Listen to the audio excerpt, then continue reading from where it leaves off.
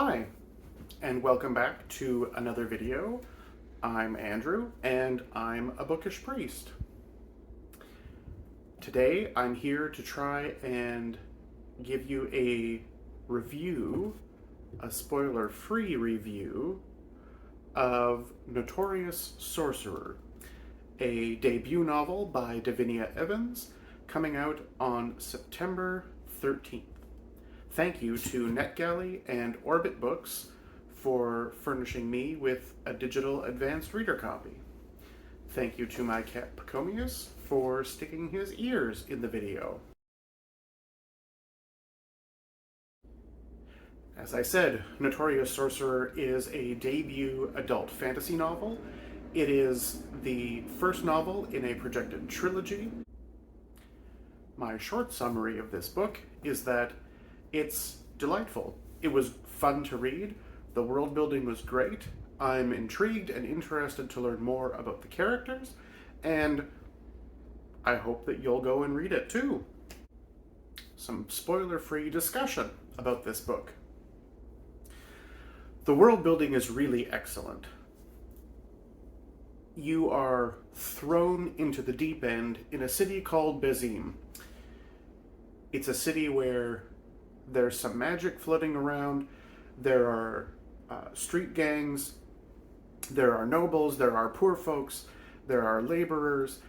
The city is somehow split in half, physically, by a great chasm that has to do with a tumultuous event in the past. And you are launched into the deep end of all of this right from the first page. Bezim is an interesting setting. I don't know that it's exactly like anything else I've ever read. At times it felt a little bit like Discworld. At times it felt a bit like the Londons of V.E. Schwab's Darker Shade of Magic series. And at times it felt a little bit like Daevabad from Shannon Chakraborty's Daevabad series. It's an interesting place that felt more familiar the longer I spent with it. That's not surprising. But I still felt like an interested visitor and not like I had solved all of its secrets. I would definitely like to spend more time in Bezim. For the first 20 pages or so, I found myself wishing that I had a glossary, maybe, of some of the terms that were being used to describe the local society and culture in Bezim. However, the terms and the way they're used make them pretty easy to figure out from context after the first few pages. And so once you get over feeling like perhaps you missed a subtle description, it's not that hard to pick up what's going on. And I found that this strategy made discovering Bezim a bit like watching the opening of a flower in a time-lapse video, or being a visitor to a city that I've never been to before and learning for myself how people live their lives in this place. A little confusing at first, but overall a great experience. The characters in the book are likable and readable. They're varied and have several surprising motivations for doing what they're doing.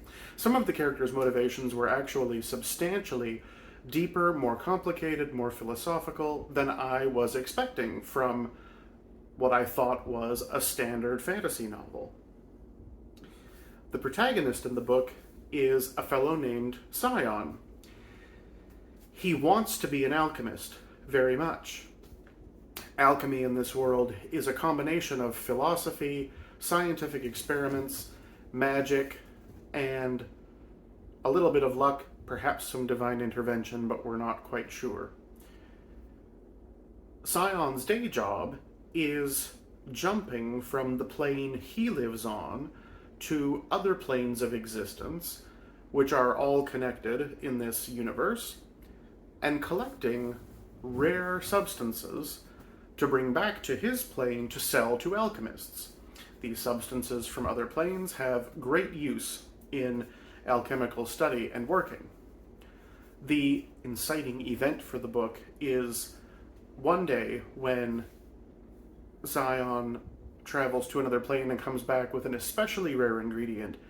He sells it to an alchemist who uses it and sets off a series of events that Scion, the alchemists, and indeed the whole city will need to reckon with.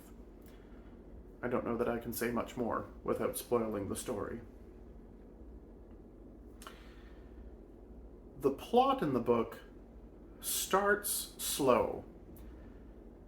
The world building is careful, the setting is described in detail, the setup of relationships between the characters and their place in larger society is all done with intent and a great deal of care.